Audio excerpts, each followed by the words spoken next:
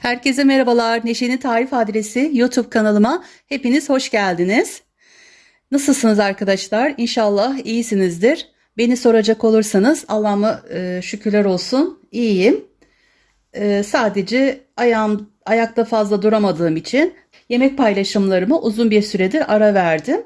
Bu şekilde önceden Neşeli Örgüler olarak Instagram'da sayfam var arkadaşlar. Neşeli Örgüler 33. Oradan da beni takip edebilirsiniz. Ve Neşe'nin tarif adresi olarak Instagram'da sayfalarım var arkadaşlar. YouTube kanalımda da yapmış olduğum yeleklerimi bu ara paylaşıyorum. Oynatma listesinde örgüler bölümünde yapmış olduğum örgü modellerime ulaşabilirsiniz. Evet, şöyle açalım. 38 bedene göre yaptım. Genellikle kullanmış olduğum ipler Alize Angora Gold markasını kullanıyorum. Bu açık renk olan koyu renge göre bir tık daha ince olduğunu farkındayım. Hani ördüklerime göre arkadaşlar bu fark ediyor. Şimdi bu yeleğimi ördüm. 38 bedene uygun bir şekilde arkadaşlar. Buradan 2, 4, 5, 6. 6 tane motifle başlıyor. Şunları sayarsak. 6 motif. İkili trabzanlar şeklinde yaptım. 2'de çıktım.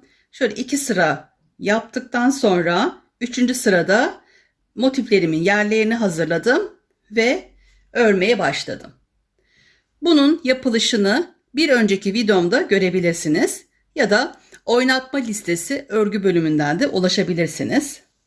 Yorumlar kısmına da linkini atarım arkadaşlar. Oradan da rahat bir şekilde ulaşabilirsiniz. Şöyle küçük bir hatırlatma da yapayım. Sayfama ücretsiz bir şekilde abone olabilirsiniz. Ve bu yapmış olduğum örnekler, anlatımlarım için sayfama abone olup bir zil sesi var arkadaşlar. Onu da tüm olarak işaretlerseniz telefonunuza her paylaştığım size bildirim olarak gelecektir. Ve o şekilde hemen ulaşabilirsiniz. Evet, şimdi bu yeleğim arkadaşlar 38 beden 6 tane desenden başladım. Boyunu 25 tane motif olarak koydum. Bu kısımda ister 9 ister 10 tane yapabilirsiniz. Şöyle bir yaka kesimi harika, çok güzel oldu. Omuzda bu şekilde yaptım. Şu boşlukları doldurdum arkadaşlar. Evet, kenarlarını da şöyle bir oya kullandım. Oya yaptım. Şuraya da küçük böyle bir hani bağladım. Fiyonk yaptım. Küçük 2 çiçek koydum. Kenar bir tane buraya bir tane bu kısmı arkadaşlar.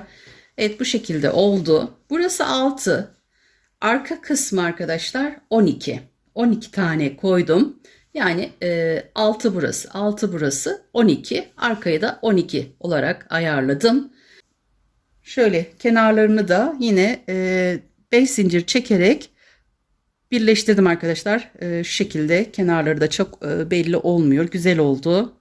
Muntazam oldu arkadaşlar. Bu kısmını arkadaşlar ben 72 tane zincirle oluyor. 2 tane de yukarı doğru dönmemizle birlikte toplam bir tane daha fazla yapıp 75 zincirle başladım. Evet, bu şekilde oldu bu yeleğim. Bu kısmında arkadaşlar şu şekilde şuradan yapıp yukarı doğru düz bir şekilde çıktım. Yeleğimi bu şekilde tamamladım arkadaşlar. Evet, şimdi bu yeleğin nasıl yapıldığını ayrı bir ip aldım arkadaşlar. Onunla sizinle başlayacağım. Sadece şu başlama kısmını farklı yapacağım. Evet, şöyle ölçü olarak da vereyim. Eni 45, omuzdan etek ucuna kadar 70 santim olarak, koltuk altına kadar da arkadaşlar 50 santim. Evet, bu şekilde yeleğimin ölçüleri. Evet, şöyle bu yeleğimi şöyle kenara koyayım. Şimdi arkadaşlar şöyle bir renk kullanacağım. Hoşuma gitti. Tatlı, güzel, ağır bir renk. Bu açık vizon olarak geçiyor. Yapacak olan arkadaşlarıma da şöyle yakından göstereyim. 541 numara Alize Angora Gold. 541 numara. Şöyle tutayım, belki ekran kaydı almak isteyenler olur. Evet, güzel bir renk arkadaşlar. Ben beğendim. Ağır.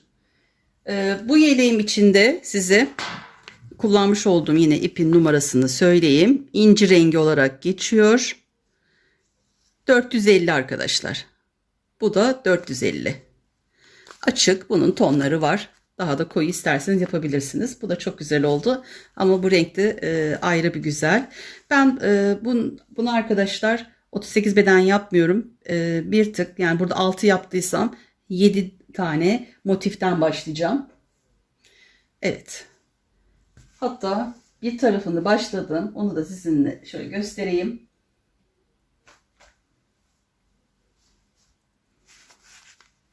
Bakın arkadaşlar, bu şekilde. Bu yeleğimizin arkası. Evet, şu ön yüzü. Evet, bu şekilde oluyor.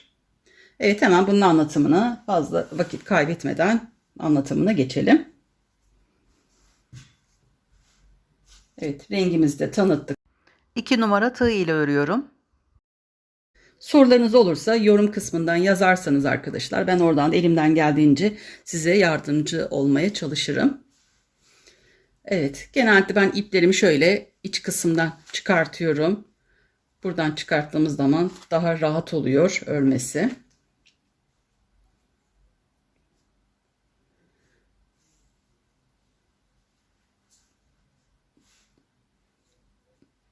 Bitince de tam bunun ölçülerini size veririm. Yaka kesiminin nasıl yapıldığını, her şeyini baştan sona kadar anlatacağım.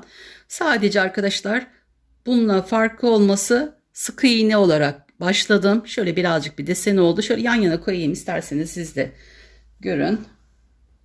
Bakın, bu düz isteyenler için. Alt kısmı düz. Biraz oymalı olsun isterseniz bu şekilde yapın arkadaşlar. Bakın şöyle. Bu bir de ütülenecek. Biraz daha düzgün olur. Şu şekilde arkadaşlar. Hafif bir şekilde şöyle bir desen var. Zikzak şeklinde. Evet. Besmele çekerek başlıyorum. Baştan sona kadar anlatımımı yapacağım.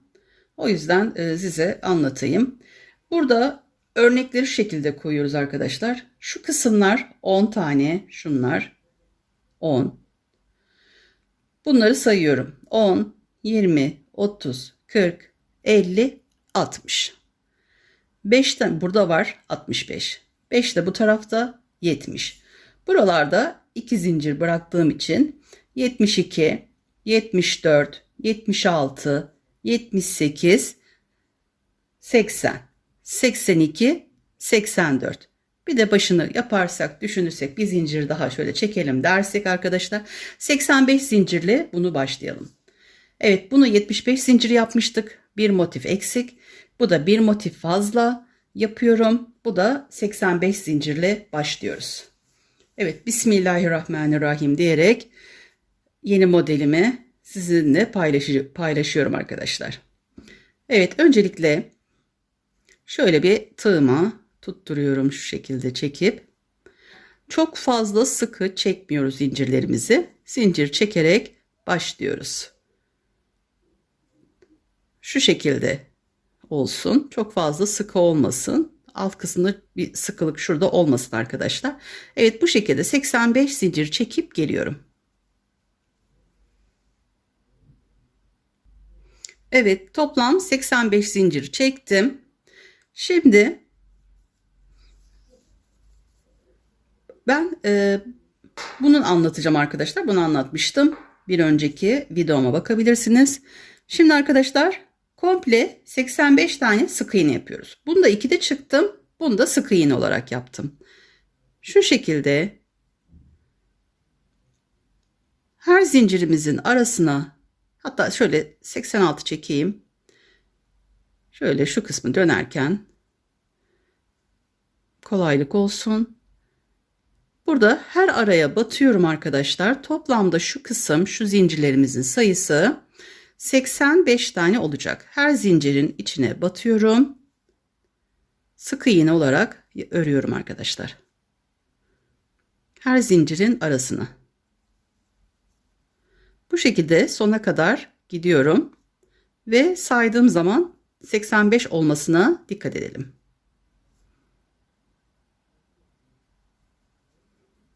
Evet, şunları sayacağım. 2, 4, 6, 7 tane şu an. Evet, bunu komple bu şekilde yapıyorum. Evet, sona kadar gidip geliyorum. Toplamda 84 yeterli ama ben şöyle saydım. 85, arada belki bir tane fazla olması fark etmez. Şurada yanındakine batmış oluruz. Evet, 85 tane doldurdum arkadaşlar. Sık iğnemi yaptım. Şimdi ikinci sıram için şöyle bir zincir çekiyorum. Geri dönüyorum.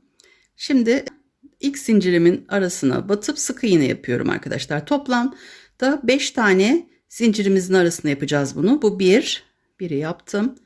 2, 3, 4 ve 5. 5 zincirimin arasına sık iğnemi yaptım. Şimdi 1, 2, 3, 4 zincir çekiyorum. 2 zincir atlıyorum şu 2 zincirimi. 3. zincirime başını almadan ipimin bu şekilde bağladıktan sonra bunu da sayıyorum. Şimdi 10 tane zincirimin arasına aynı şekilde sık iğne yaparak devam ediyorum. 3, 4, 5, 6, 7, 8, 9, 10. Şunları yapıyoruz arkadaşlar. Şuradan başladığım zaman bu 5 taneyi yaptım. 4 zincir çektim. İkinci araya battım. 10 tane yaptım arkadaşlar. Şimdi şuraya yapacağım. Bu şekilde sona kadar geliyoruz. Ve burada da arkadaşlar 5 tane kalacak. Başta ve sonda 5 tane kalacak. Evet. Şimdi 10 tane doldurduktan sonra 4 zincir çekiyorum. 2 zincir atlayıp 3. zincirimin arasına battım. Buraya da 10 tane dolduruyorum. 10 tane dolduruyoruz. Her araya batıyoruz. Sonra 4 zincir çekip yanındakini bu ilk battığımızda sayıyoruz. Onunla birlikte 10 tane olacak. Buna dikkat edelim. Bu şekilde arkadaşlar sona kadar gidiyorum. Şuraya gelince tekrar göstereceğim. Evet. Bu şekilde arkadaşlar 10 tane yapıp sonra 2 zincir boş bırakıp 4 zincir çekerek şöyle sona kadar geldim. Son kısımda arkadaşlar şöyle 10 tane zincir arasını doldurduktan sonra 4 zincir çekiyorum. 2 zincir boş bırakıp üçüncüye batıyorum. Burada da toplamda 5 tane olacak. Bu baştakini de sayıyoruz. Şu kısım arkadaşlar. Evet, ikinci zincirimi yaptım, sık iğnemi. 3, 4 ve şu en son yere de batıyoruz. 5. Toplamda burada 5 tane olacak. Şimdi arkadaşlar bir zincir çekiyorum. Geri dönüyorum burada. Şimdi şu uzatmaları yapacağız. Zincirlerimizi uzatacağız. Hemen ilk zincirimizin arasına şöyle batıyoruz. Bir zincir şöyle çıkartıp uzatıyoruz. Bu burada duruyor. Yanındaki de her zincirin arasına bu işlemi yapıyoruz arkadaşlar, şu kısma. 2, toplamda 5 tane bu kısma yapıyoruz. Bu zincirlerimiz 5 tane yapmış olduğumuz zincirlerimizin her arasına yaptım. Toplam 3, 4, 5 tane olacak. Sonra burada 4 zincir çekmiş olduğumuz yere geldik. Burada da arkadaşlar hemen şöyle bunun içine toplamda 10 tane dolduruyoruz. Aynı şekilde aynı hizada olmasına dikkat edelim. Toplam 10 tane bunun içine dolduruyorum. 3, 4, 5, 6, 7, 8, 9, 10. Tığımız dolduğu zaman daha önce de çıkartabilirsiniz. Bunların hepsini buradan çıkartıyoruz arkadaşlar. Hepsini çıkarttım. Sonra şu iki tanesini takalım. İki tanesi takmamız yeterli gelecektir. Evet, 10 tane de bunun için doldurduktan sonra şimdi buradaki her zincirimizin içine arkadaşlar aynı şekilde bu şekilde hep bu sıra böyle oluyor. Bu zincirimiz arasına batıyorum. Şu şekilde uzatıyorum. 2, her araya. Toplamda 10 tane oluyor burası da. Başta önce bir sayalım, sonra saymamıza gerek yok. 5, 6,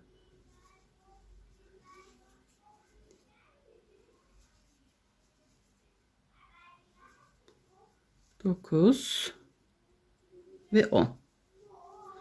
Evet, 10 tane buraya dolduruyoruz. 2, 4, 5, 6, 7, 8, 9, 10 tane arkadaşlar doldurduktan sonra şimdi yine ortaya geçtik. Ortaya da aynı şekilde 10 tane yapıyoruz. Tığımız dolunca hepsini bir çıkartıyoruz. Şu iki taneyi takıyoruz. 3 oldu. 10 tane de buraya dolduruyorum. 6, 7, 8, 9. Bunların içinde 10 tane olmasına dikkat edelim. Şu ipimi biraz şöyle düzelteyim.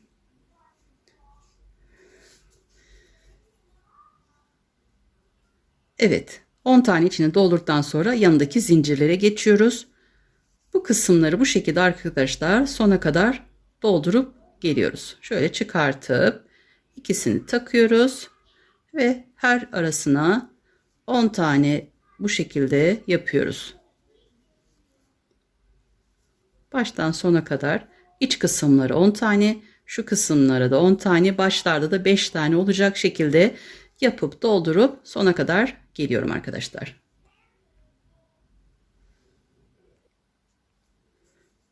Evet, şöyle sona doğru geldim. Yine bir size şöyle göstereyim. Her zincirimizin arasına batıp uzatıyoruz arkadaşlar. Evet. Tığımız dolunca çıkartıyoruz. Tekrar takıp devam ediyoruz. Her zincirimizi, çünkü ona göre saydık, ayarladık. Bu boşluk kısmının içine de 10 tane olmasına dikkat edelim. Evet, eliniz alıştıkça bunları zaten aynı şekilde yapacaksınız.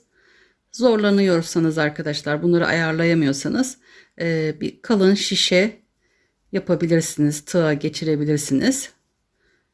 O şekilde de yapmamı isterseniz ayrı küçük bir parça, iki motifle olmazsa onun da nasıl yapıldığını size gösteririm. Bunu yorumlarda belirtirseniz ben de ona göre hareket ederim arkadaşlar. Evet, 10 tane olacak burası. 2, 4, 5, 6, 7. Evet, sonra hepsini çıkartıyoruz. Sonra burada 5 tane kalıyor. Onu da tamamlayalım. Evet, 3, 4 ve şu sonuncu kısmı da batıyoruz. 5. 5 tanesini yaptık. Çıkartıyoruz. Hemen çeviriyorum. Şu ilk 1, 2, 3, 4, 5. 5 tanesini tığıma geçiriyorum. Bunu buradan çok sıkmadan şu şekilde uzun olacak. Çıkartıp şöyle bir zincirle bunu bağlıyorum buraya. Sonra 5 tanesini arkadaşlar şu içine yapmış olduğumuz 10 tanenin 5 tanesini tek tek örüyoruz. Şu kısımların yönlerine dikkat edelim. Aynı yöne olsun. Evet. Şöyle 2, 4, 5 tane yaptıktan sonra 4 zincir çekiyorum. Çok sıkı yapıyorsanız 5 de çekebilirsiniz.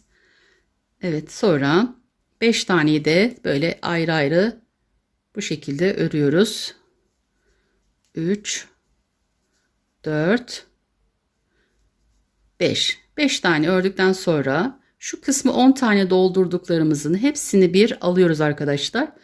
3 4, şunu düzelteyim, 5 6 7 8 9 10. 10 taneyi alıp hepsini bir tığımızla şöyle bir ipimizi doluyoruz. Hepsini buradan çıkartıyorum ve şöyle bir zincirle bütün hepsini buraya topluyoruz.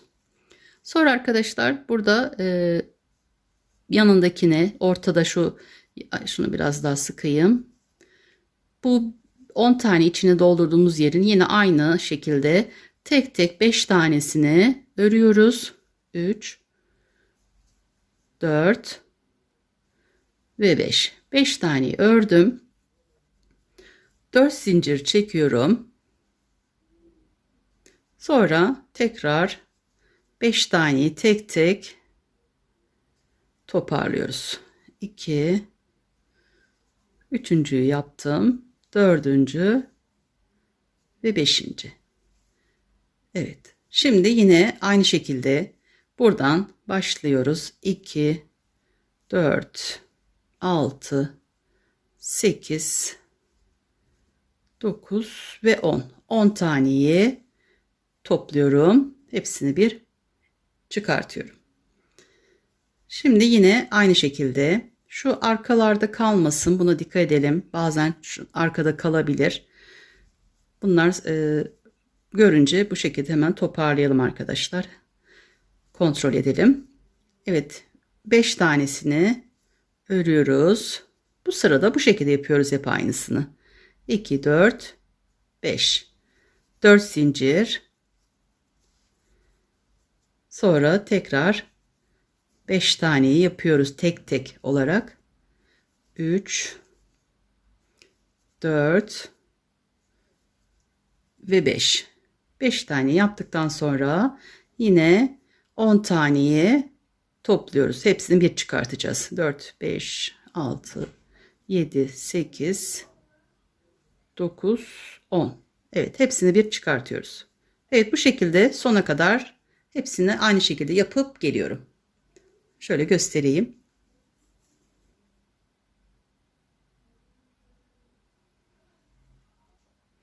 Evet, sona geldim.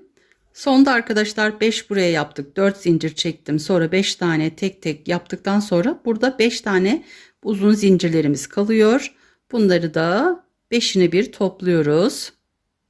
Başta ve sonda bu şekilde 5 tane zincirimiz bu şekilde toplanıyor. Sonra bir zincir çekiyoruz.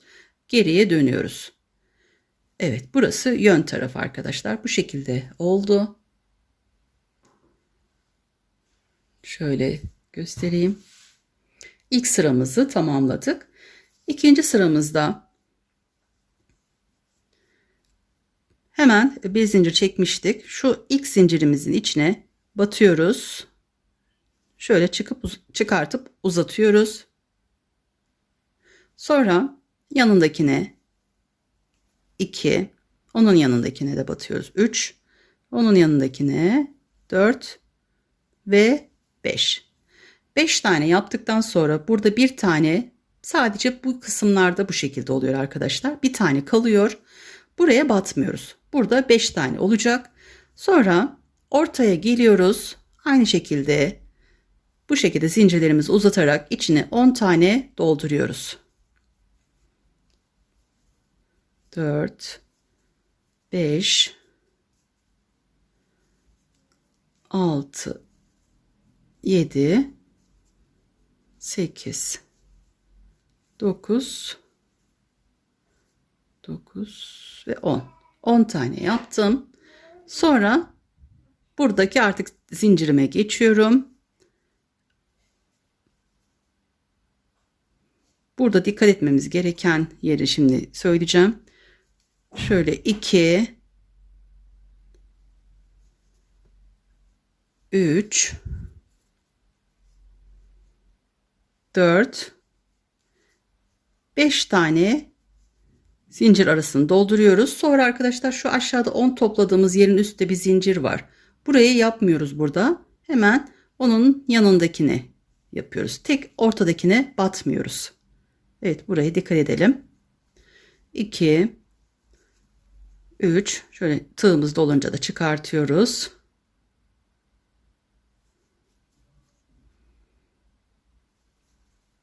4 ve 5. Sonra yine ortaya geldik. Ortaya da aynı şekilde 10 tane zincirlerimizi böyle çekip uzatıyoruz arkadaşlar. 6, 8, 9, 10. 10 tane yaptık. Çıkartıyorum. Şu 2 taneyi takıyorum. Sonra burada tek tek zincirlerimizin içine 5 tane uzatıyoruz bu şekilde. 2 yan yana zincirlerimizin içine yapıyoruz. 5 tane yaptıktan sonra yine şu 10 tane toplanan yere geldik. Onun üstüne yapmayacağız arkadaşlar. Şu aşağıda 10 tane topladığımız yer. Hemen bunun yanındaki zincirimize yapıyoruz. Yukarı doğru olan yer burası. 5 tane dolduruyoruz arkadaşlar. Zaten buranın yerleri belli oluyor. Evet, yaptım. Şöyle çıkartıyorum. İkisini takıyorum. Sonra arkadaşlar buraya da 10 tane doldurup bu şekilde bu sıramı da tamamlayacağım. Tamamlayıp geliyorum. Evet arkadaşlar, bu şekilde yaptım sonuna kadar. Türkan Şoray kirpiklerini tamamladım. Şimdi geriye dönüyorum. Toplama işlemine geçiyoruz. Şekilde 2, 3, 4, 5 tane alıp çıkartıyorum. Aynı aşağıda yapmış olduğum işlemlerin aynısını burada yapıyoruz. Sonra tek tek bu 5 taneyi toparlıyoruz. 3, 4, 5. Sonra 4 zincir çekiyorum. Sonra yanındaki 1, 2, 3, 4, 5. 5 tane de yaptıktan sonra şuradaki arkadaşlar 1, 2, 3, 4, 5 arkada kalmasın. 6, 7, 8, 9, 10. Bakın şu şekilde şurada bitiyor zaten. 10 taneyi bir buradan çıkartıyoruz. Ve şöyle bir zincirle toparlıyoruz. Burayı 10 taneyi burada topladık. Buralar bu şekilde bir motifimiz. Şimdi ikinci motifimizi yapıyoruz. Modelimizi yapıyoruz. Tek tek şöyle 5 taneyi bu tarafa alıyoruz. 2, 3, 4, 5. Sonra 4 zincir,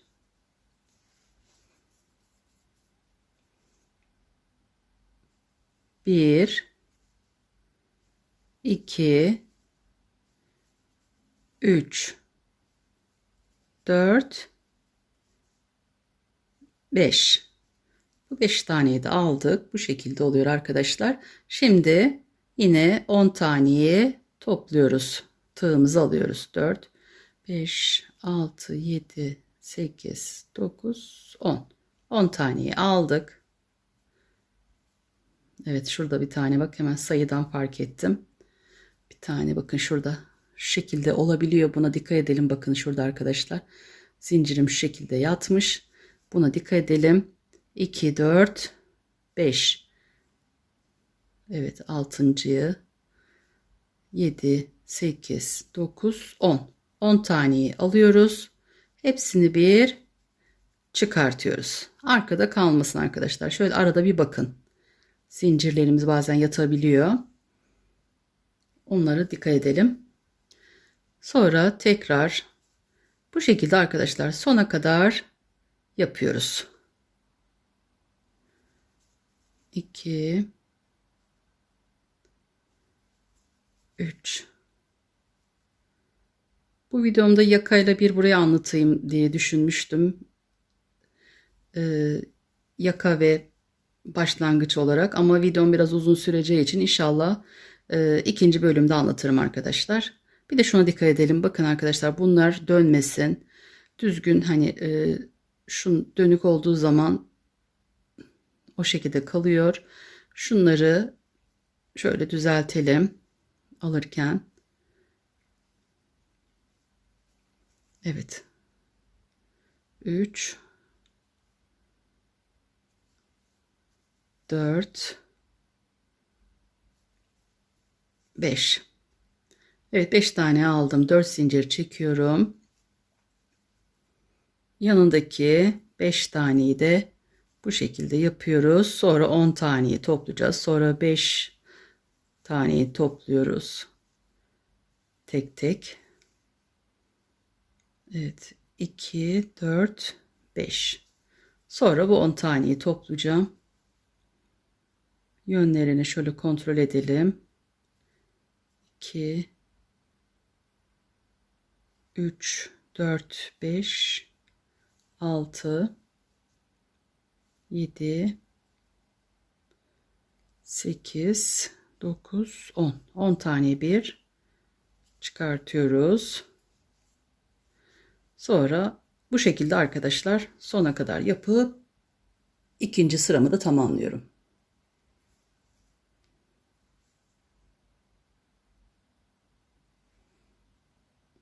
Evet arkadaşlar, ikinci sırayı da tamamladım. İster bu şekilde yapın. Bundan önceki videomda bunun nasıl yapıldığını göstermiştim. İsterseniz de bu şekilde sık iğne şeklinde yapın. Birazcık şu şekilde bir desen oluyor. Alt kısmında arkadaşlar.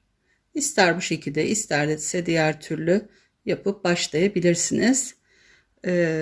Bu şekilde ben ikinci sırayı tamamladım. İnşallah ikinci bölümde de arkadaşlar şu yaka kesiminin şurasının ve koltuk altı kesiminin tamamlayıp omuza kadar nasıl yapıldığını sizinle paylaşacağım. Evet. İnşallah beğenirsiniz arkadaşlar. Kolay, güzel bir model. Gösterişli oluyor şöyle. Ağır duruyor. Bence bu iple de çok güzel oldu. Bakın arkadaşlar şöyle. Evet, yorumlarda da arkadaşlar hani bir çiçek koyabilirsiniz. O şekilde de bana destek olabilirsiniz. Yorumlar çok olduğu zaman diğer kişilere de ulaşabiliyor, daha çok ulaşıyor. Evet, sayfama destek amaçlı yorumlarınızı da bekliyorum. Yapmış olduğum bunları, paylaşımlarımı da diğer tanıdıklarınızla, arkadaşlarınızla paylaşabilirsiniz. Evet, birinci bölümden bu kadar arkadaşlar. İkinci bölümde görüşmek üzere. Kendinize iyi bakın. Allah'a emanet olun. Hoşça kalın.